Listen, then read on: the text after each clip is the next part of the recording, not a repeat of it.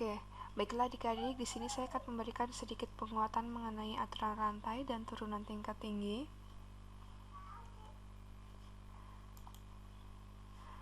Oke. Jadi aturan rantai itu bagaimana sih definisinya? Jika kita ketahui ada fungsi Y sama dengan FU, di sini berarti F-nya merupakan fungsi dengan variabel U, di mana U-nya adalah fungsi lain yaitu Gx, dan di sini G merupakan fungsi dengan variabel X.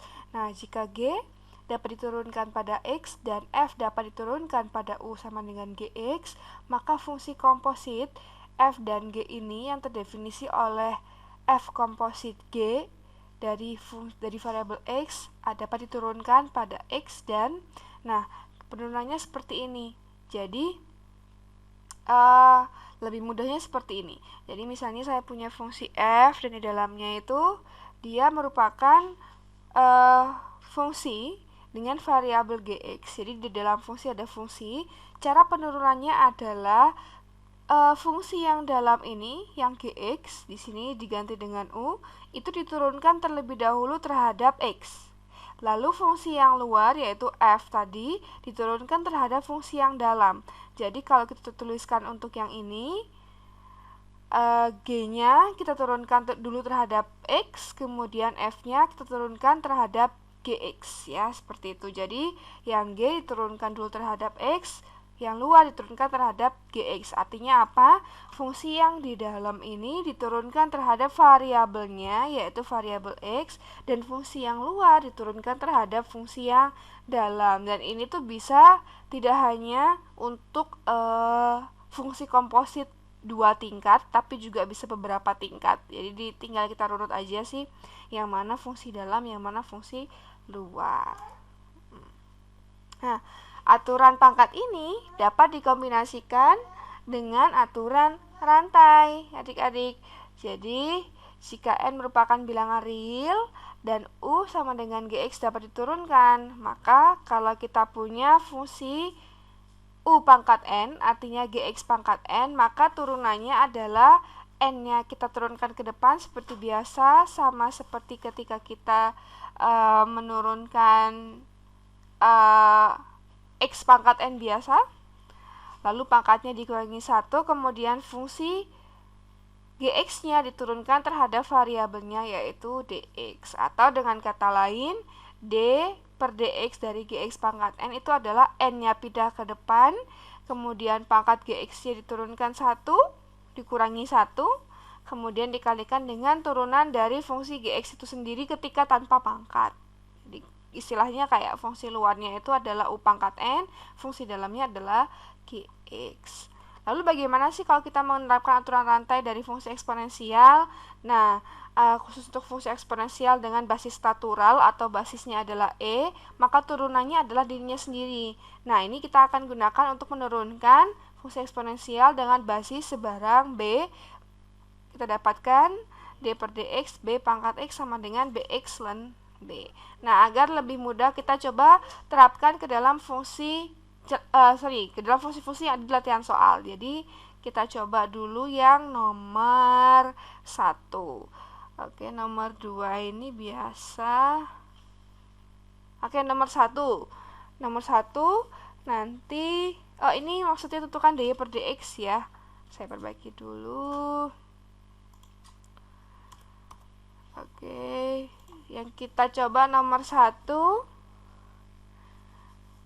mungkin sama nomor 2 sama nomor 4, nanti sisanya silakan adik-adik coba. Sekarang kita akan mengerjakan nomor 1 sesuai dengan kaidah pada slide pada saat kita mengerjakan aturan pangkat yang dikombinasikan dengan aturan rantai. Jadi di sini kita punya 2x kuadrat min 4x plus 60 ya.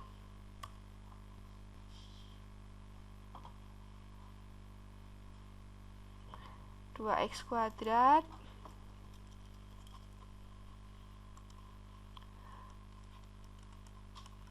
min 4x plus 1 pangkat 60.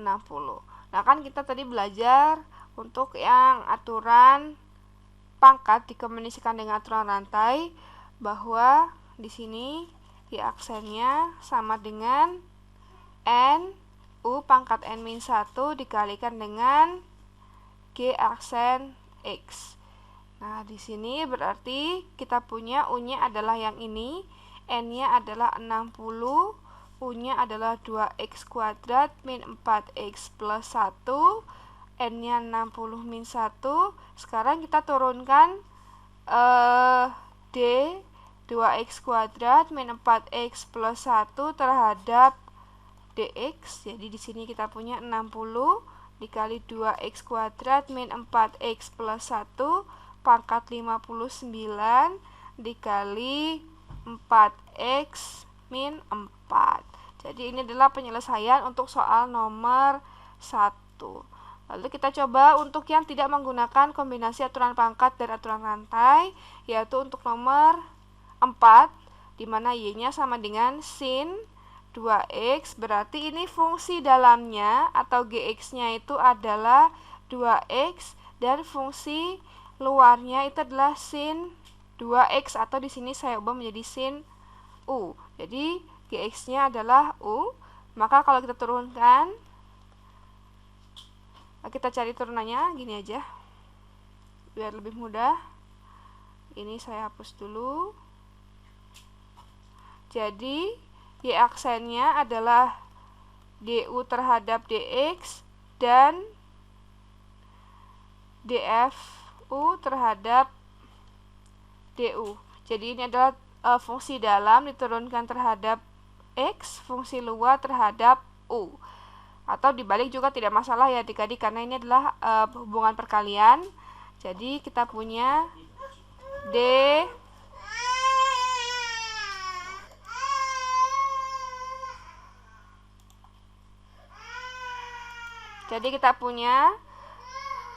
D2X terhadap DX dan D sin U terhadap DU.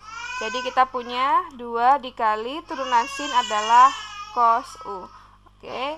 Jadi adik-adik di sini tinggal kita ganti lagi U-nya dengan 2X sama dengan 2 cos 2X. Jadi Y aksennya adalah 2 cos 2X. Baiklah adik-adik, akan kita lanjutkan lagi kemudian. Untuk part 2-nya silakan dicoba untuk latihan soal nomor-nomor yang lain.